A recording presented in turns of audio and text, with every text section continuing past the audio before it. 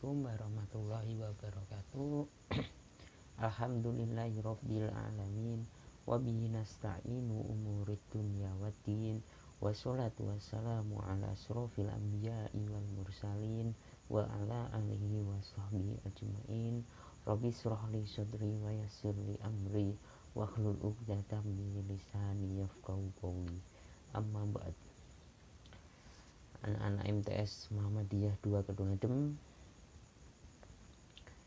sekarang hari ini kita akan belajar ya tentang sejarah kebudayaan Islam.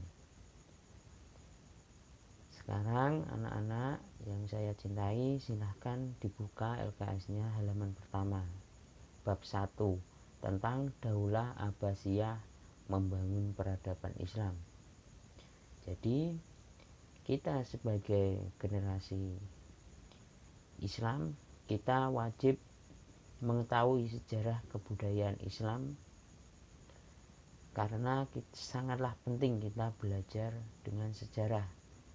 Di setiap manusia pun mempunyai sejarah dan kita harus mengingat sejarah tersebut. Di dalam pelajaran ini anak-anak, kita akan membahas sejarah berdirinya Daulah Abbasiyah. Jadi mungkin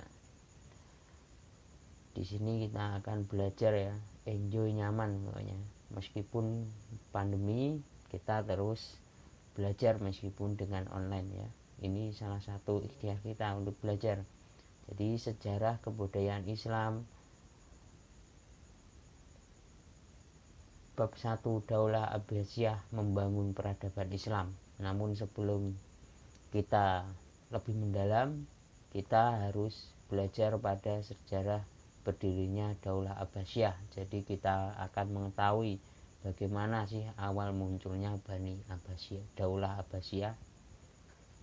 Namun anak-anakku semua yang saya cintai dan saya banggakan, sebelum pelajaran dimulai, silahkan absen dulu ya dengan cara subscribe dulu videonya agar tidak ketinggalan materi selanjutnya. Jadi anak-anak silahkan subscribe videonya agar nanti saya subscribe tersebut saya masukkan dalam absen. Jadi enggak usah repot-repot dengan list absen di Google Form atau di grup. Cukup dengan subscribe, nanti sudah saya absen ya. Itu termasuk absen jenengan telah hadir di dalam pelajaran sejarah kebudayaan Islam. Langsung saja, sebelum pelajaran dimulai, saya ingin memperkenalkan diri ya, karena saya juga mungkin guru baru yang mungkin adik-adik atau anak-anakku semua belum tahu tentang guru baru ya. Saya perkenalkan terlebih dahulu agar anak-anakku semua lebih kenal dekat dengan saya. Jadi perkenalkan, nama saya Samsul Arifin, lahir di Bojonegoro pada tanggal 8 September 1995. Jadi sekitar umur saya sekitar 26 tahun ya. Bertempat tinggal, jadi alamat rumah saya itu di Desa Panjang, Kecamatan Kedung Adem, Kabupaten Bojonegoro ya. Jadi saya pernah belajar di SDN Panjang 1 ya, lulus tahun 2006. Setelah itu saya melanjutkan lagi di MTS Muhammadiyah 2 Kedung Adem, yang mungkin adik-adik itu sekarang di sini ya. Saya juga alumni MTS Muhammadiyah Kedung Adem. Lulus tahun 2009 ya. Terus melanjutkan di SMA Muhammadiyah 3 Kedung Adem, lulus pada tahun 2013. Selanjutnya pada tahun di pertengahan ya, di tahun 2013 itu saya bekerja di Sidoarjo ya.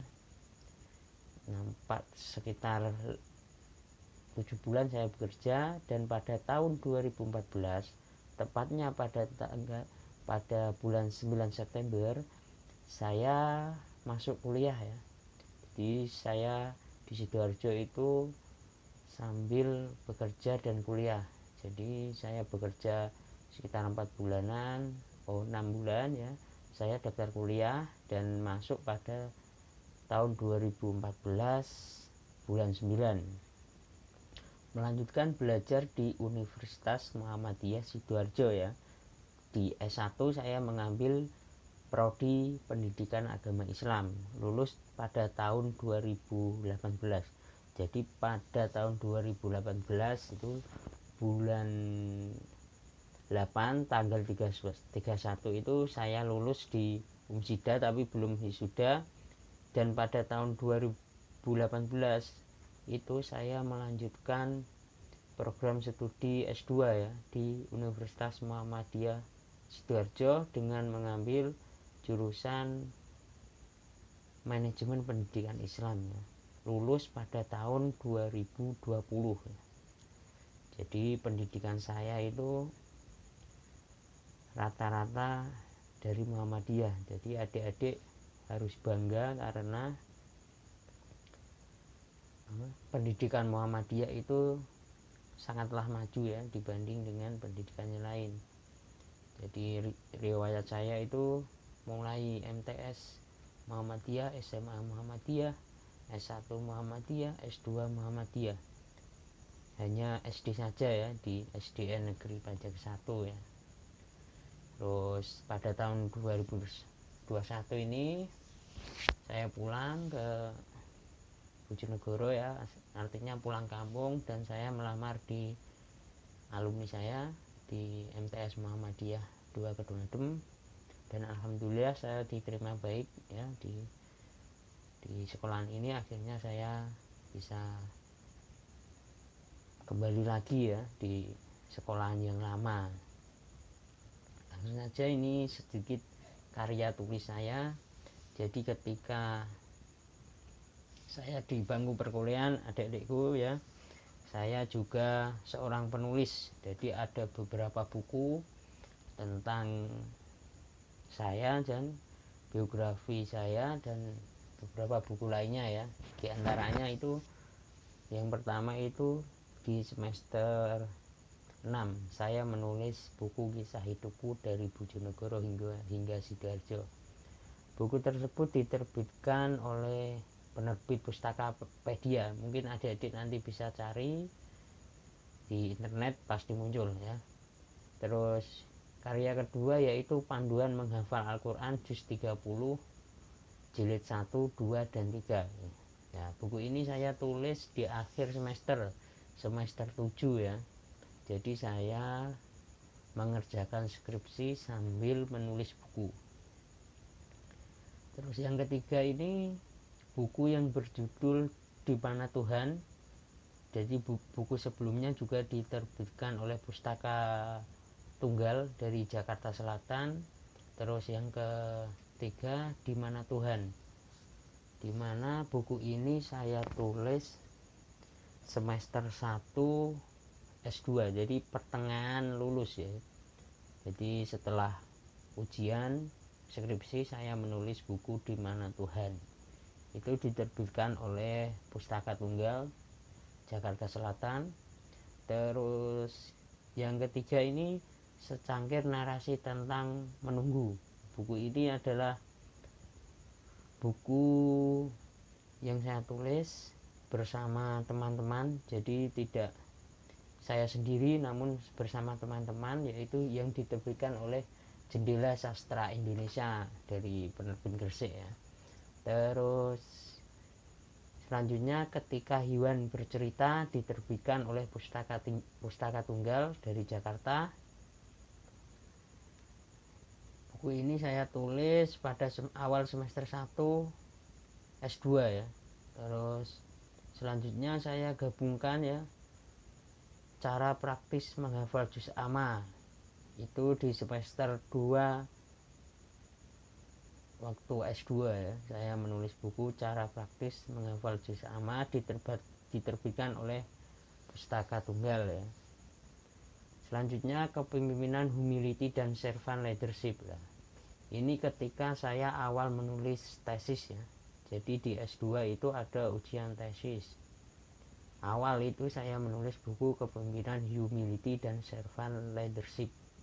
Itu diterbitkan oleh Pustaka Tunggal juga, dan alhamdulillah dapat kata pengantar dari Profesor Dr. Bianto. Beliau ini wakil sekretaris Muhammadiyah PWM Jawa Timur ya. Dia guru besar di jurusan filsafat dan usuluddin di UIN Sunan Ampel Surabaya. Selanjutnya di akhir ujian tesis, jadi setelah ujian tesis hasil tesis saya itu saya terbitkan ya di Guepedia atau Spasipedia, tepatnya di Bogor. Saya terbitkan dengan judul Kepemimpinan Humility Kiai Haji Salahuddin Wahid atau Gusola. Itu sedikit ya anak-anakku tentang biografi saya agar adik-adik mengenal lebih dekat saya. Ringkasan materi ya. Pemerintah Abbasiyah muncul setelah Umayyah runtuh. Dinamakan pemerintah Abbasiyah karena para pendiri dan penguasa merupakan keturunan Abbas bin Abdul Muthalib. Jadi ringkasan materi ini itu adalah membahas tentang Abbasiyah. Daulah Abbasiyah itu, sebelum Daulah Abbasiyah itu ada yang namanya Daulah Umayyah. Jadi ada Umayyah, tapi setelah runtuh digantilah pemerintahan Abbasiyah. Jadi pemerintahan Abbasiyah ini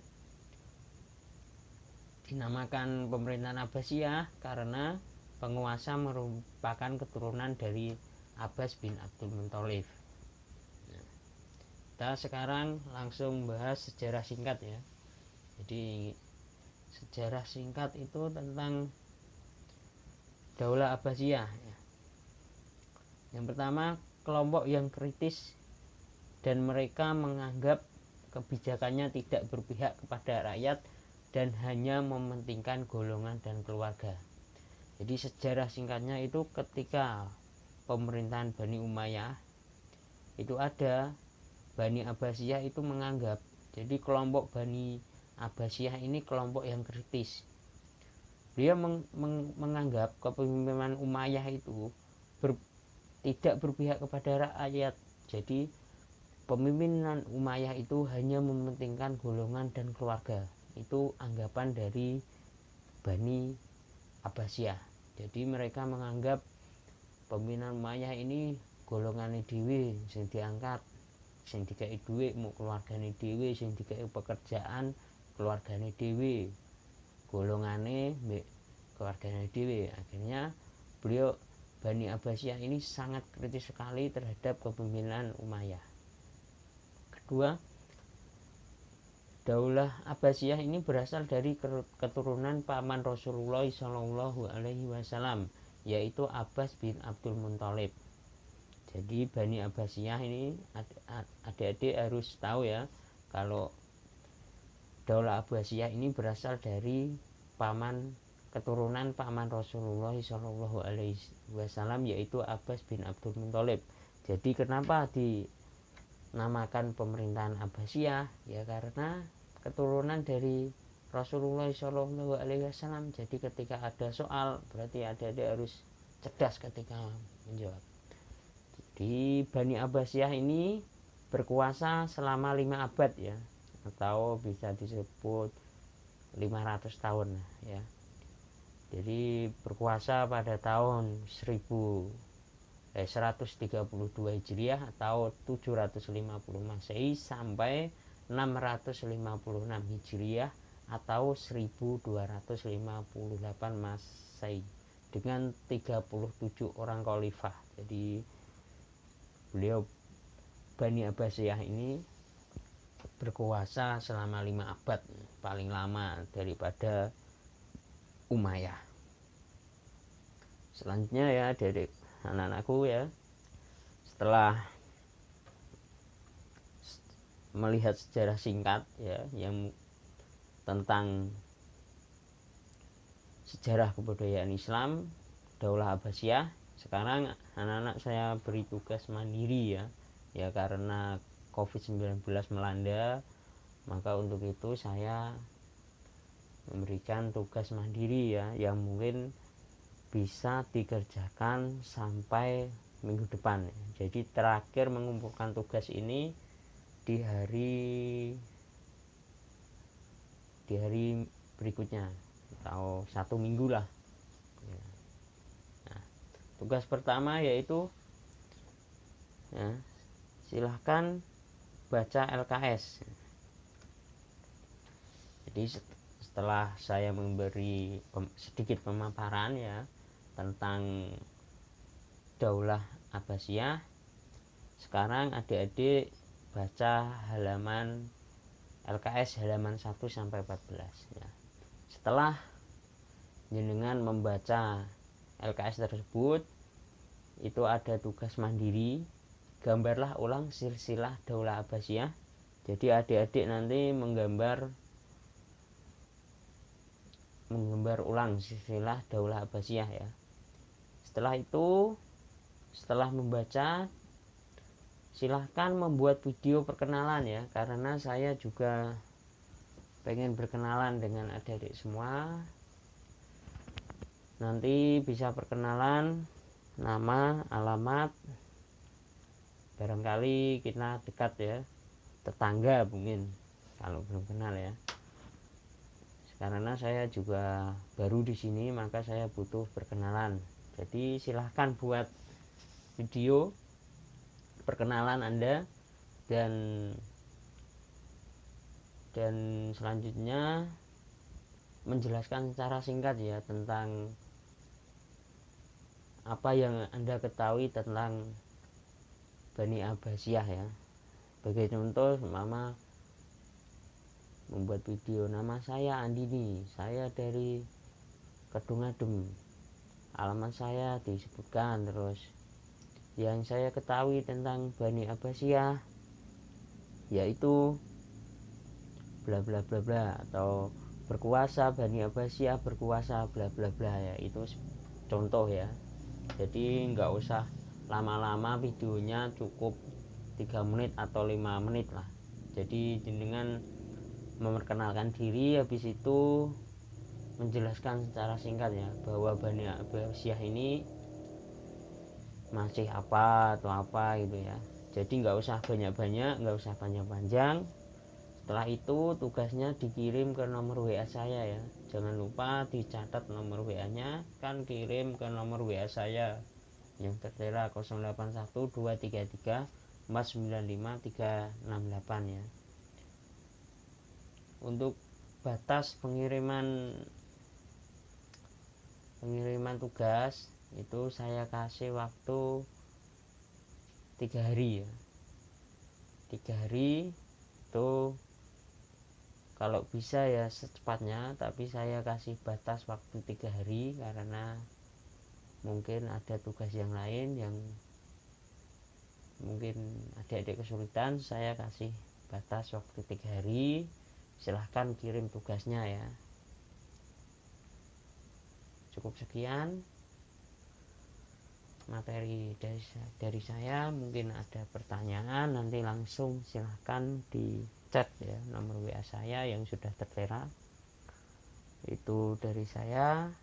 Mudah-mudahan COVID-19 ini berakhir di Indonesia agar kegiatan belajar mengajar di MTS Muhammadiyah 2 Kedungadem ini bertatap muka, tidak secara online. Mungkin ada kendala ya ketika pelajaran online, maka dari itu saya selaku guru baru, saya mohon maaf yang sebesar-besarnya apabila ada kesalahan kata ya dalam penjelasan atau kurang jelas. Nanti silahkan tanya dan chat ke nomor WA saya. Mudah-mudahan video ini bermanfaat. Terima kasih. Wassalamualaikum warahmatullahi wabarakatuh.